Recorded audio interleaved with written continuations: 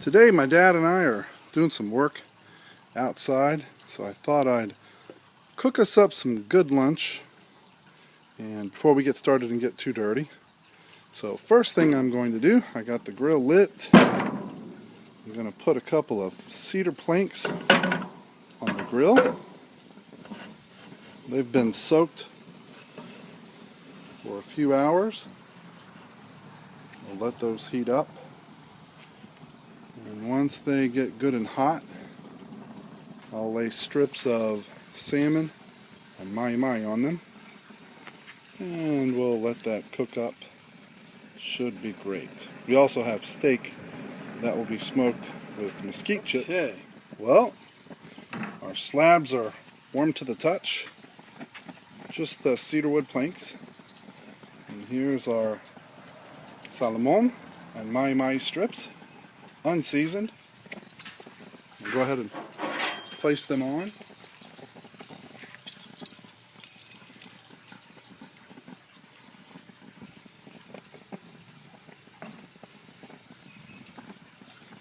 When you're making cedar plank fish, the objective is get the plank hot before you put the fish on, and put the fish in small strips, and that way you can avoid having to turn it. So they will cook on the planks the entire time. Actually, the planks make a great serving dish if you put it on a nice platter. Well, what happens with the cedar plank is that amazing cedar flavor or aroma that you usually smell with moist cedar, the heat will drive that awesome flavor right into the fish. Plus the bottom side of the planks will dry out and start to burn and smoke. And that adds just an additional great flavor. Let me warn you though, don't try just cedar wood chips, because that's what they make school pencils out of, your typical number 2 pencil. So your meat will come out smelling like it's been smoked in pencil wood. It won't actually taste the same as if you cook the meat on the plank. Never done beef with it, just fish. Okay, we're going to go ahead and just lightly season with a little bit of black pepper over the top.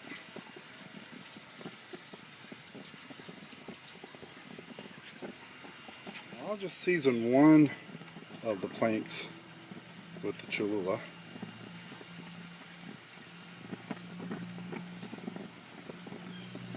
Okay. We'll leave the other one mild. Just close it up and let it cook. One of my favorites, no need to turn. Cholula Chipotle hot sauce.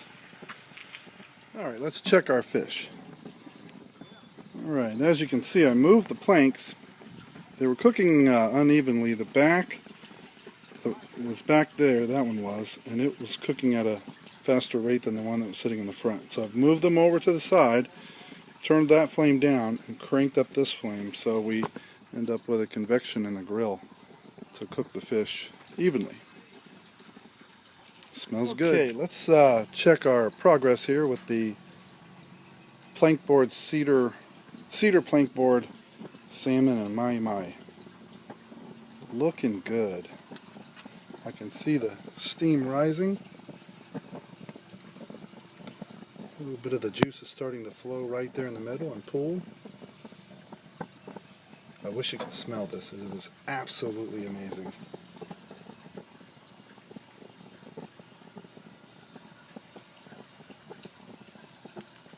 That looks great. Can't wait to try it.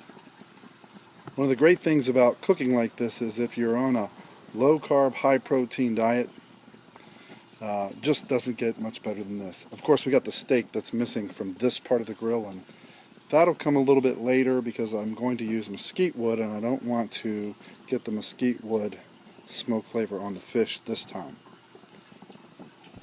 Okay, let's check it out. Wow, that smells amazing. Okay, I don't like my fish too well done, so we don't want to let it cook too long.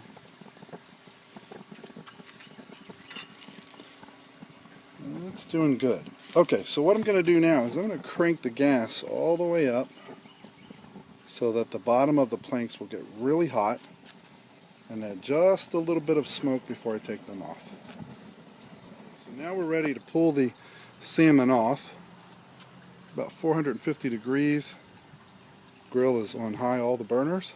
Let's take a look at it. Oh wow, look at that. Planks are on fire. Still plenty of moisture floating around there.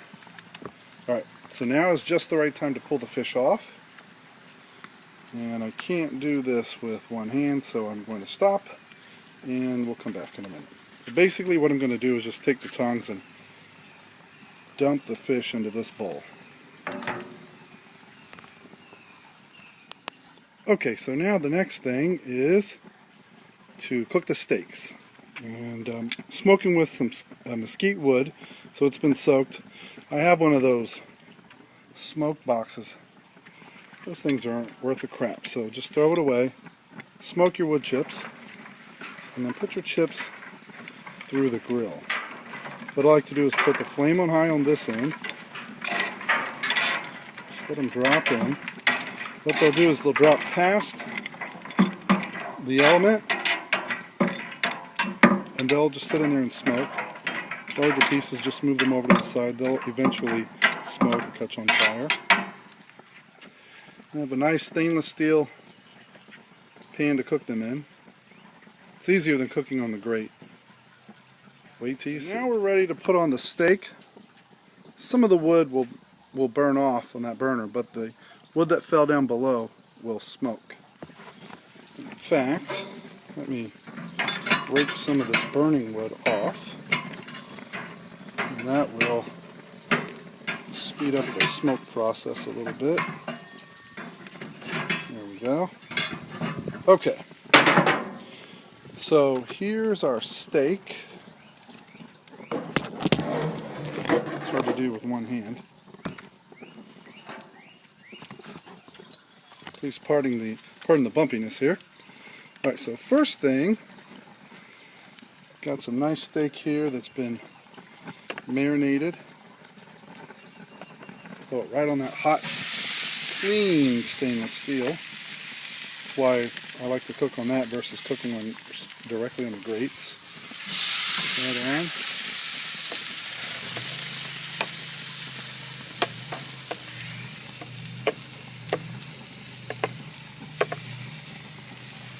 If you use olive oil, it has a higher smoke point. It's less likely to catch on fire than vegetable oil.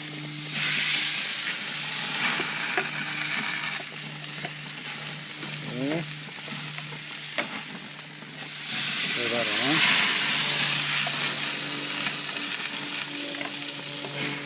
Now I've got a couple of my steaks that I did not cut up and put on the plank.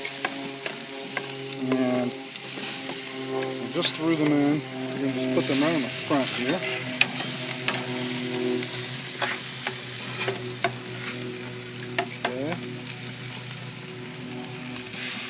Okay. Then, back over here. This is a cup of whole garlic cloves. The kind you buy already peeled at, like, say, Costco or something. Put them right into the marinade. Now I keep them in the refrigerator or the freezer until I want to use them. Anyway, just kind of swish them around in that marinade, and then I'm going to put them on the fire. I'll cut the video here. Okay, now I'm back. Put all the cloves on after dipping them in the marinade. I think I said it, but just to make sure, I like to put the cup in the microwave and kind of blanch them off a bit. Defrost and blanch them if they've been frozen. These weren't frozen. I like to blanch them off, and it just makes them cook better when you're cooking the steak. It's smoking really good. Oh, and Patty Cole commented on my Facebook, what am I doing cooking for an army? Yeah, I'm actually cooking for my dad and I. We're doing a bunch of work at his house outside as soon as I get done cooking lunch. And then actually tonight, my brother Dave and I are going to go fishing in a new secret fishing place at about 2 o'clock in the morning. So we want to take a little of this great food with us.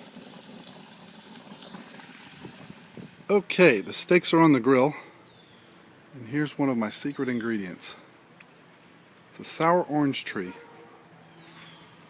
Actually, a girlfriend gave me this tree back shortly after I graduated high school, and it was, I think, a Valencia orange tree, and it froze back. We lost the grafts and it ended up becoming a sour orange tree. But check it out. We got sour oranges still on the tree, yet there are orange blossoms and honeybees everywhere. Let's see if you can see them or hear them. The smell is amazing. This is when my friends up in Colorado probably really miss Florida the most. Because growing up, there were orange trees, orange groves all over the Brandon area. And you could just drive down the road pretty much anywhere and smell it this time of year. This tree smells amazing, and the bees think so too. They're actually kind of buzzing around me right now while we're looking. There's a ladybug. I don't know if you can see that or not. So I'm going to try to get a sour orange off this tree without getting bit.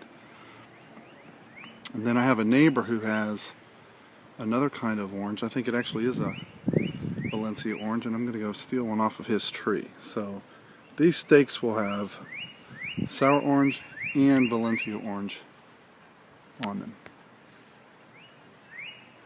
Okay, so now I'm back. Sour orange, and I think that's a Valencia orange. Stole it from the neighbor's yard.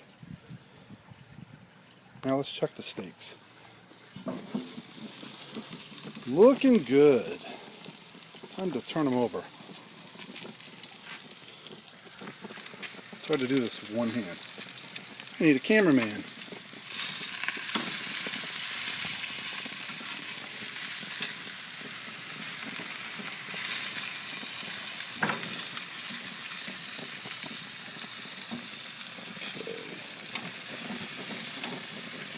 Whoop. I forgot you can't turn fish like that.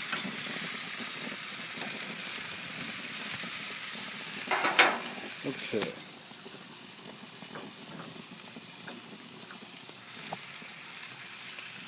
Looks good.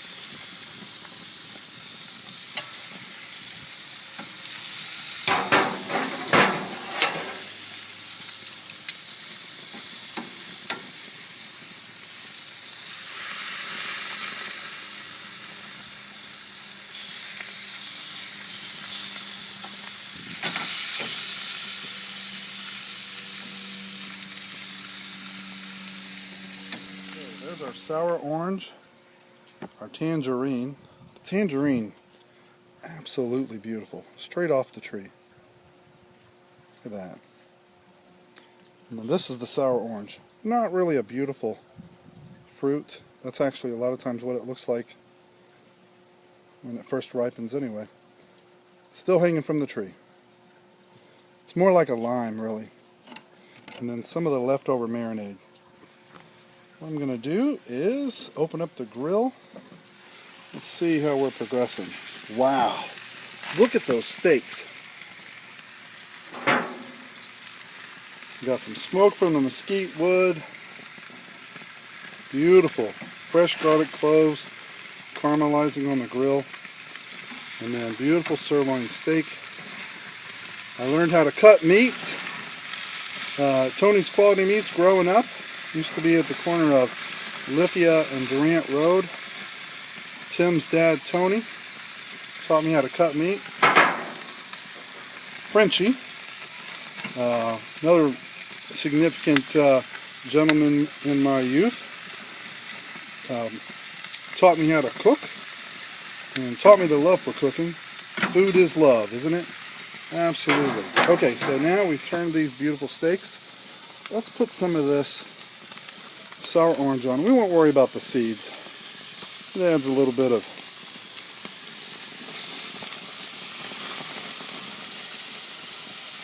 something to it, but anyway, just a little bit of a citrus on there. It's good to put this on early before you take it off the grill. Let it cook in. Otherwise, your meat will come out kind of sweet. So you want to put it on. This is the tangerine. You want to squeeze it on early just to kind of wet the meat. And then it'll cook away some of that sweetness. Looks great with limes too. Okay, so we'll let that cook a bit and we'll come back.